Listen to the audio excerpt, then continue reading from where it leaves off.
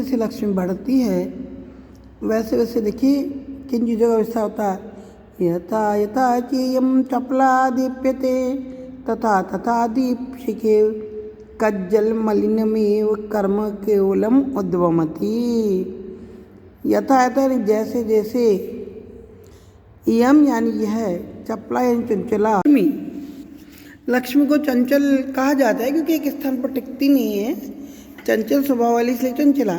दीप्यते यानी बढ़ती है, तथा तथा वैसे वैसे ही दीप शिखे दीपक के लौ के समान, कज्जल मलिनम एव काजल के समान काले कर्म कार्यों को ही केवल उद्वमत यानी उगलती है अर्थात उत्पन्न करती है। तथा ही इयं संवर्धन वारिधारा तृष्णा विश्वल्लिनाम मोहो दीर्घ निद्राणाम व्याध गीतिरिंद्रिय मृगाणाम परामर्शि धूमलेखा सच्चरित चित्राणाम विभ्रमशय्या मोह दीर्घ निद्राणाम निवास जीर्ण वल्लभी धनमद पिशाचिकानाम तिमिरोद्गति शास्त्र दृष्टिनाम पूर्वपताका सर्वाविनयानाम उत्पत्ति निम्नगा क्रोधे आवेग्रहाणाम आपान भूमि विषय मधुनाम संगीतशाला भ्रुविकार नाट्यानाम आवासदरी दोषाश विषाणाम उत्सारण वेत्रलता सत्पुरुष व्यवहाराणाम अकाल प्राविट गुणकलहंसानाम विसर्पण भूमिर्लोकापवाद विस्फोटकानाम प्रस्तावना कपटनाटक से कंदलिका काम करिणय वद्यशाला साधु स्वभाव से राज जिम्वा धर्मेंदु मंडल से। देखिए कितना बड़ा वाक्य है ये। कादम्बरी में बड़े बड़े वाक्यों का होना, बड़े बड़े समासों का होना, ये गौड़ी रीति का बहुल है। देखिए कादम्बरी की विशेषता है। अब आप पहले एक एक शब्द का अर्थ देखिए, फिर आपको पूरे वाक्य का अर्थ मैं बताऊंगी। पहले एक एक शब्द का अर्थ आप समझिए। तथा ही जैसे कि इयम मानी यह लक्ष्मी तृष्णा विषवल्लिनाम तृष्णा रूपी विषलता की संवर्धन वारी धारा बढ़ाने के लिए जल की धारा है। इंद्रिय मृगाणाम इंद्रिय रूपी हरिणों को लुभाने के लिए व्याध गीति बहेलिए का गीत है।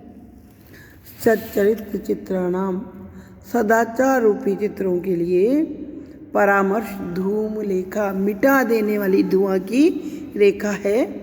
मोहो दीर्घ निद्राणाम कर्तव्यहीनता रूपी लंबी या घनी नींद की विभ्रम शैया विलासितापूर्ण पलंग है। धन मद पिशाचिका नाम धन के अहंकार रूपी राक्षसी, धन का जो मद है अहंकार पिशाची राक्षसी के लिए मानो निवास जीर्ण वल्लभी रहने के लिए प्राचीन चंद्रशाला अट्टालिका है। शास्त्र दृष्टि नाम वेद पुराण आदि की जो दृष्टि रखने वाले शास्त्र के विद्वान हैं उनके लिए तिमिरोद्गति अंधत्व नामक रोग की जननी है।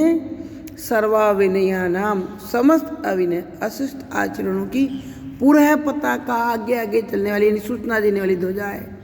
क्रोधावेग ग्रहाणाम क्रोध के आवेग रूपी जो मगरमच्छ है उनके लिए उत्पत्ति निम्न का उत्पन्न करने वाली नदी है। विषय मधु नाम सांसारिक भोग्य पदार्थ रूपी मदिरा के लिए आपान भूमि मानो पान स्थली है। भ्रू विकार नाट्या नाम भो मटकाना कहते हैं कि लोग क्रोध में अपने भों टेढ़े कर लेते हैं। इस प्रकार के जो भों मटकाना रूपी जो नाट्य है अर्थात अभिनय है उसके लिए मानो संगीतशाला ये रंगशाला है। यानी लक्ष्मी आने पर सब सिखा देती है। दोषाश विषाणाम दोष अर्थात काम क्रोध आदि जो बुराइयां हैं दोष रूपी सर्पों की दोष रूपी जो सर्प है नाग है उनके लिए आवास दरी निवास ग्रह है। सत्पुरुष व्यवहाराणाम और सज्जनों के आचरण के लिए तो मानो उत्सारण वेत लता दूर भगाने वाली बेंत की छड़ी है। गुण कल हंस का नाम गुण रूपी राजहंसों के लिए अकाल प्रावट बिना ऋतु के वर्षा काल है। लोकोपवाद विस्फोट का नाम सांसारिक विरोध रूपी फोड़ा फुंसी के लिए विसर्पण भूमि, मानव फैलने की जगह है। कपट नाटक से छल कपट रूपी अभिनय की प्रस्तावना। प्रारंभिका है, भूमिका है, प्रस्तावना है। काम करीना है, काम वासना रूपी हाथी के लिए कदलिका मानव केला है। साधु स्वभाव से सज्जनता के लिए वध्यशाला, मानव फांसी घर है। धर्मेंदु मंडल से धर्म रूपी चंद्रमंडल के लिए राहु जीवा, मानव राहु की जीवा की समान। राहु ग्रस्त लेता है ना चंद्रमा को और सूर्य को, जो ग्रहण लगता है उससे राहु जीवा की कल्पना की है। ये एक शब्द का अर्थ है। आप पूरा सुनिए वाक्यकार। जैसे जैसे ये चंचला लक्ष्मी बढ़ती है वैसे वैसे दीपक की लो के समान केवल दुष्कर्मों को जन्म देती है। जैसे दीपक के लो बढ़ने पर काला काजल ही उत्पन्न करता है ना, काजल रूपी मलिन फल को ये उगलती है। क्योंकि ये लक्ष्मी तृष्णा यानी धन की भूख, तृष्णा माने धन की भूख रूपी विष वेल को बढ़ाने वाली जलधारा है। अर्थात लक्ष्मी के अधिक होने पर अधिक धन की तृष्णा बढ़ती जाती है। इंद्रिय रूपी मृगों को आकर्षित करने वाली बहेलियों का गीत है। जैसे बहेलियों के गीत से मृग आकृष्ट होकर उसके बहकाव में आ जाते हैं, उसी प्रकार लक्ष्मी इंद्रियों को ललचाने वाली है।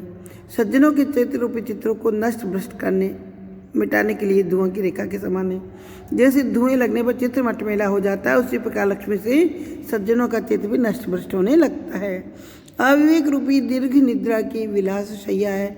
अर्थात जैसे विलास शैया पर निद्रा अच्छी तरह आती है, काफ़ी समय तक आती है, उसी प्रकार लक्ष्मी आने पर अविवेक भी दीर्घ समय तक रहता है। धन संपत्ति के अहंकार रूपी राक्षसी के निवास के लिए प्राचीन चंद्रशाला है। अर्थात लक्ष्मी अहंकार का सुंदर भवन है। शास्त्र रूपी नेत्रों का तिमिर नामकरण हो गया। अर्थात जैसे तिमिर रोग हो जाने पर कुछ भी दिखाई नहीं पड़ता, उसी प्रकार लक्ष्मीवान व्यक्ति भी शास्त्र विमुख हो जाता है। समस्त प्रकार की 80 आचरण की अग्र पताका है।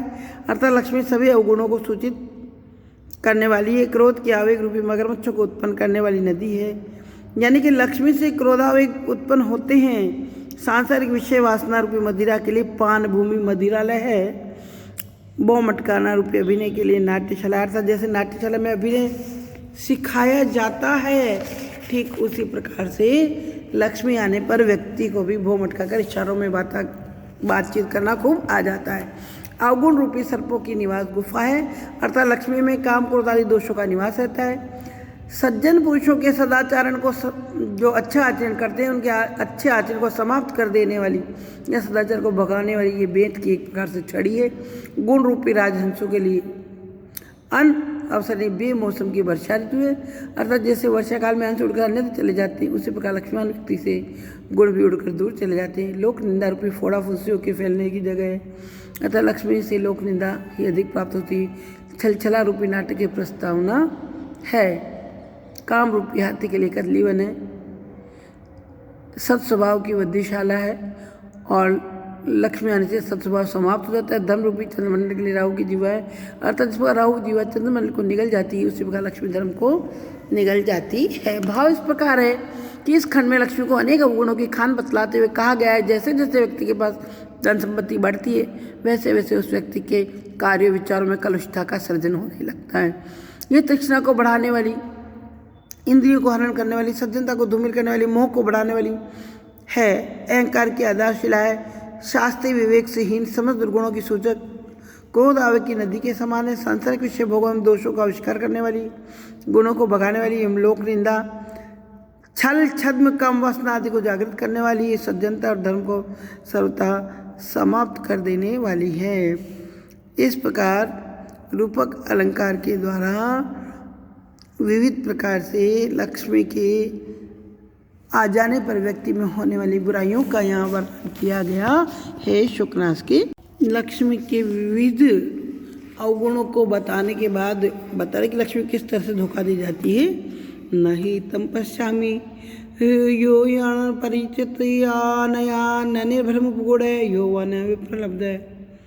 अर्थात ऐसे किसी व्यक्ति को मैं नहीं देखता हूँ जो इस सर्वथा अपरिचित लक्ष्मी के द्वारा आलिंगित न हो और जो उसके द्वारा ठगा न गए हो। एक एक शब्द देखिए, ना ही यानी नहीं, तम पश्चामी ऐसे किसी व्यक्ति को मैं देखता हूँ, यो जो ही अपरिचित या सर्वथा अपरिचित अन्य इस लक्ष्मी के द्वारा, न नहीं निर्भुरम उपगूढ़ है, भले प्रकार आलिंगत न किया गया हो, यानी पहले आलिंगन कर लेती है। योवा और जो न प्रलब्ध है, ठगा न गया हो, अर्थात फिर तिरस्कृत न किया गया हो, धोखा इसने जिस किसी को न दिया हो। नियतमीय मालेख्य गता पे चलती पुष्पमय पे इंद्र जाल माचरती उत्कीर्णा पे विप्लवते श्रोता पे अभिसंधत्ते चिंतिता पे वंचयती। देखिए लक्ष्मी किस तरह धोखा देती है। निश्चय ये लक्ष्मी यदि लिपिबद्ध कर दी जाए तो भी चलती रहती है। इसे लिख कर रख दो पुस्तकाकार रूप देने पर भी, और ये गुड़िया पुतलिका के रूप में, यानी जो पुतलियाँ होती हैं उनके रूप में भी इसको बना कर रखें तो भी गायब हो जाती है। पत्थर पर खोद देने पर भी धोखा दे जाती है, सुन लेने पर भी ये छल लेती है, मनन करने पर भी, और उसका ध्यान करने पर भी ये ठगने लगती है। देखिए एक एक शब्द का अर्थ। न प्रलब्धम, जो ठगा न गया वैसा हमने नहीं देखा। फिर आगे चली, नियतम निश्चित रूप से, इयम यानी ये लक्ष्मी, आलेख्य गता भी लिख देने पर भी, अर्थात लिपिबद्ध या चित्रित कर देने पर भी चल देती है। पुष्पमय कपड़े की गुड़िया के आकार में निर्जीव होने पर भी गायब हो जाती है। पुस्तक में यह पी, किसी किसी किताब में ऐसा लिखा है और किसी किताब पुस्तकमय लिखा है, तो इसी पुस्तक में लिख कर रख दो या गुड़िया बनाकर इसके रख देने पर भी इंद्रजालम आचरती, माया से गायब हो जाती है। उत्कीर्णा भी, पत्थर लकड़ी आदि में खुदवा देने पर भी विप्लवते, धोखा दे जाती है, ठग लेती है। श्रुता भी, सुन लेने पर भी अभिसंधित, छल करती है।